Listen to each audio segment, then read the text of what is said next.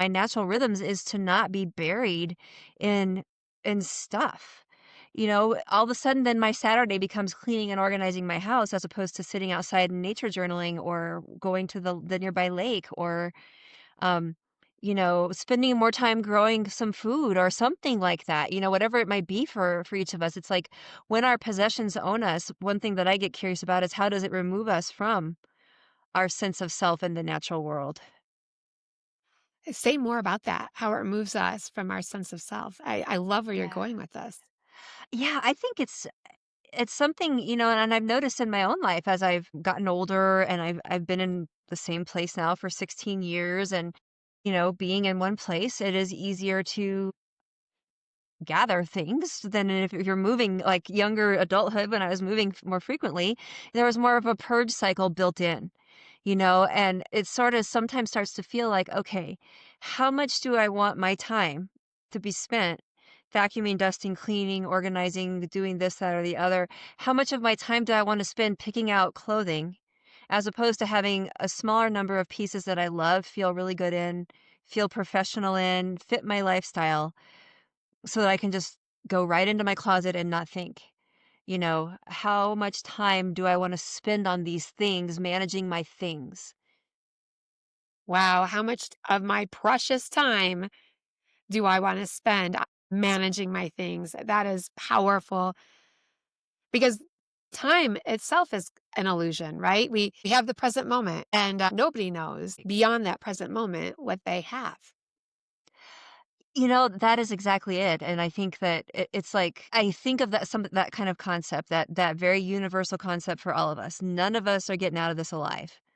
So that's the fact, right? And so then I stop and think, okay, so with the time that's there, what.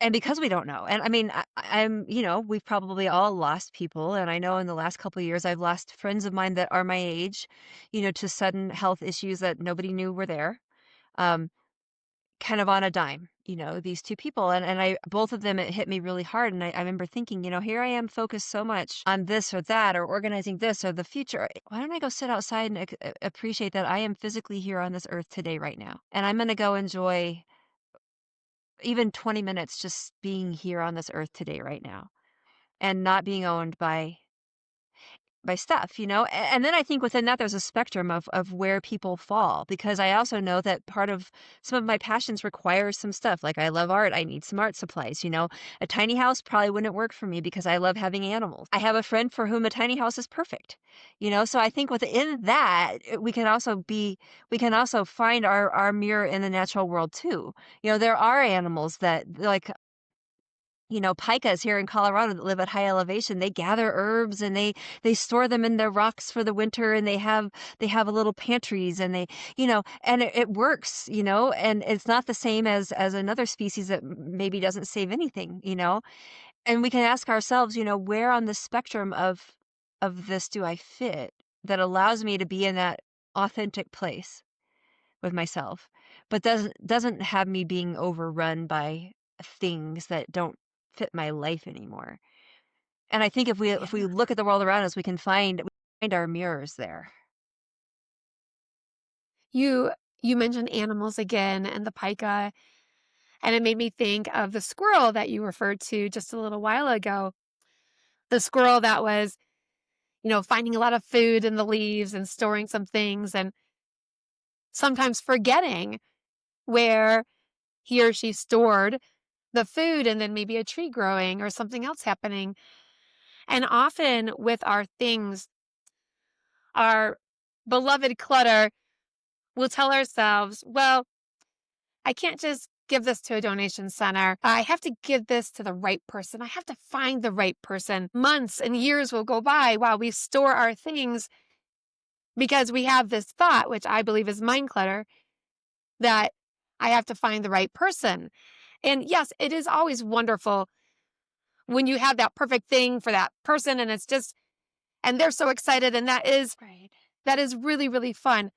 However, often we will store so much for so long because of this, and we pay the price, right? We feel heavy, our homes feel heavy. And so I go back to that squirrel who sometimes forgets about the food and then a wonderful, beautiful tree growing. And, and that to me is permission that wherever it lands, it gets to be the right place, wherever it lands in terms of the clutter, in terms of the stuff that we don't have to find the right person, that we get to believe that wherever it lands, that that is the right place. Oh, I What think do that you think about that? that is so beautiful, and what I love about that is it brings up another, I think, way that we're part of the natural world, which is this collaborative way of being, where it's sort of like the human ego that says, "I'm gonna control everything. I'm gonna know who gets every one of these items, and I'm gonna," and sure, we may have that special family heirloom that we wanna make sure goes to somebody, but that's like the few and far between from what most of us have, but if we think of ourselves as a collaborative sort of cog in a wheel, like the trees and the flowers and the birds, they're probably not all sitting there with a big concern for the role they're playing. They're playing their role. And if our role is to get rid of some of our stuff and take it to our library or our donation center or the church garage sale or whatever it is we've chosen, all of these things. And what's so beautiful about the world today is there's so many ways to take our clutter, put it out into the world in a way that benefits organizations or other groups, like one of my favorite places to donate is to the wildlife rehabilitation thrift shop that was in my community because the donation goes, they'll sell my stuff that I don't need, and it supports wildlife rehab. And I love that cycle of giving back. And I think that if we look at our stuff as part of the give back that way, we can Yes. also be very conscious about where we take it too. We can be like, oh, this food pantry in my community is having a garage sale so that they can buy more food.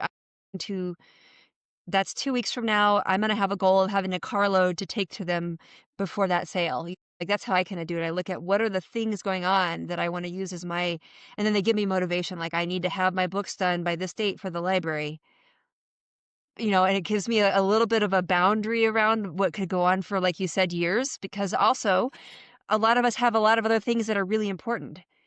And so if I have a pile of emails or 2 hours of working on clutter, it's hard sometimes to say, I committed this time to working on my bookshelf. That has to be what I do, Mhm. barring an emergency.